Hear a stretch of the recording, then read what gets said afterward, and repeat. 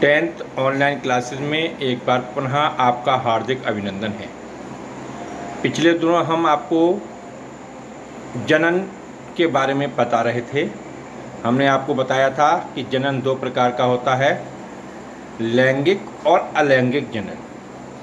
अलैंगिक जनन की चर्चा हमने की थी। उसमें हमने पिछली बार आपको कायिक प्रवर्धन या वर्धी प्रवर्धन के बारे में बताया था।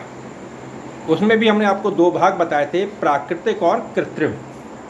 प्राकृतिक कायिक जनन की हम आपको समझा चुके हैं। आज हमें आपको कृत्रिम कायिक जनन के बारे में बताना है। कृत्रिम रूप से पादप वैज्ञानिकों के द्वारा जो कायिक प्रवर्धन कराया जाता है, इसका मुख्य लक्ष्य है अच्छी किस्म के पौधे प्राप्त करना।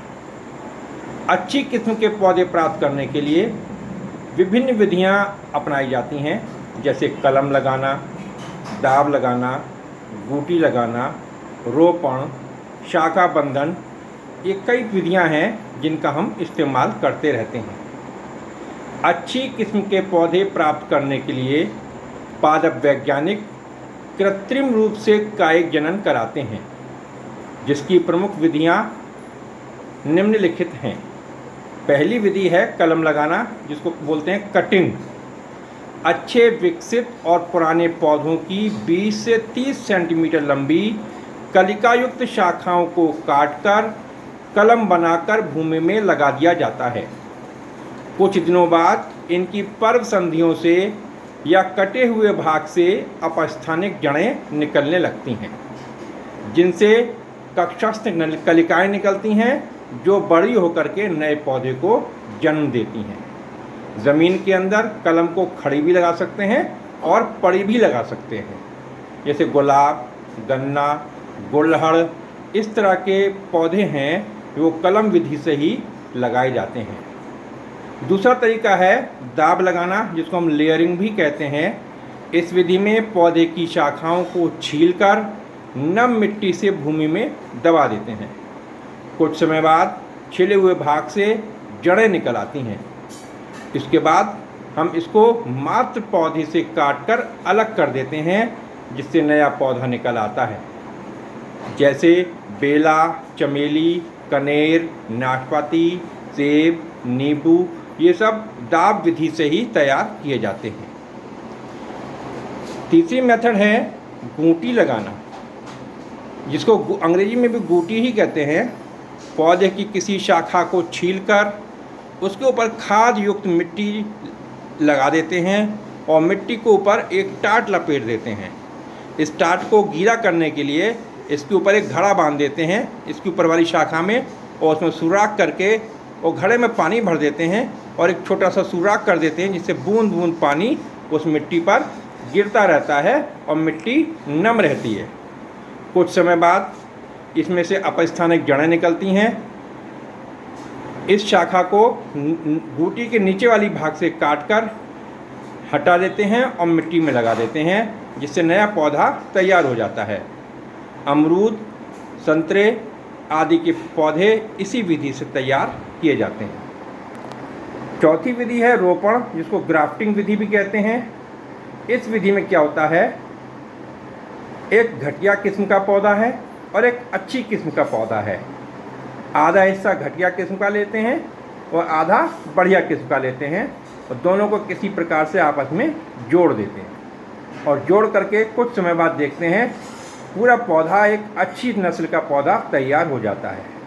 इसे विशेषकर आम के पौधे में इस्तेमाल करते हैं। एक आम देखिए, आम के कुछ पौधे ऐसे होते हैं जो बहुत ही कम उम्र में ही अपने फल देने लगते हैं। आम के कुछ पौधे ऐसे होते हैं जिनका आम बहुत ही अच्छी नस्ल का होता है, लेकिन वो देर से पैदा होते हैं। तो हम क्या एक अच्छी नस्ल वाले आम के पौधे का हिस्सा ले लें और एक जल्दी आम देने वाले पौधे का हिस्सा ले लें, दोनों को आपस में ग्राफ्ट कर दें, तो हमें ऐसा पौधा तैयार मिलेगा जिसमें दोनों विशेषताएं होंगी। एक तो फल जल्दी लगेगा और दूसरा अच्छी किस्म का लगेगा। इस प्रकार से रोपण विधि अच्छी नस्ल के पौधे प्राप्त करने के लिए प्रयोग में लाई जाती है। और आखिरी विधि है शाखा बंधन, जिसको इनार्चिंग भी कहते हैं। इसमें दो पौधे लेते हैं, एक साधारण पौधा और एक अच्छी किस्म का पौधा। दोनों को पास पास गमलों में रख लेते हैं और दोनों की शाखाओं को छीलकर एक दूसरे से बांध देते हैं और बांध देने के बाद उसके ऊपर एक लेप चढ़ा देते हैं मिट्टी का। और थोड़े दिन बाद हम देखते हैं कि जो खराब किस्म का पौधा था उसमें भी अच्छे गुण उत्पन्न हो जाते हैं, उसकी नस्ल में भी सुधार आ जाता है। इस प्रकार इस विधि से हम अच्छी किस्म के पौधे तैयार कर लेते हैं। अब प्रश्न उठता है, कायिक प्रवर्धन से फायदे क्या हैं?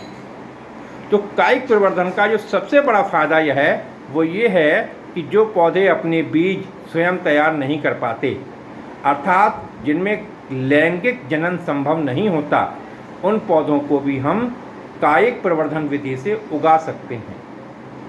दूसरी महत्वपूर्ण बात यह है, कायिक प्रवर्धन विधि से हम पौधों की नस्ल में सुधार कर सकते हैं। तीसरी प्रमुख बात यह है कि इससे हम जो पौधे प्राप्त करते हैं इनमें एक आनुवंशिकता बनी रहती है और इसके अलावा नई किस्म के पौधे भी तैयार किए जा सकते हैं। तो कायिक प्रवर्धन विधि वनस्पति विज्ञान में एक अच्छी अनूठी विधि है। इस विधि से हम विभिन्न प्रकार के पौधे, फल वाले पौधे, फूल वाले पौधे प्राप्त कर रहे हैं। इसको हमें बहुत ही अच्छे से तैयार करना है। बोर्ड एग्ज़ाम में कायिक प्रवर्धन से संबंधित क्वेश्चंस अक्सर पूछे जाते हैं। Thank you.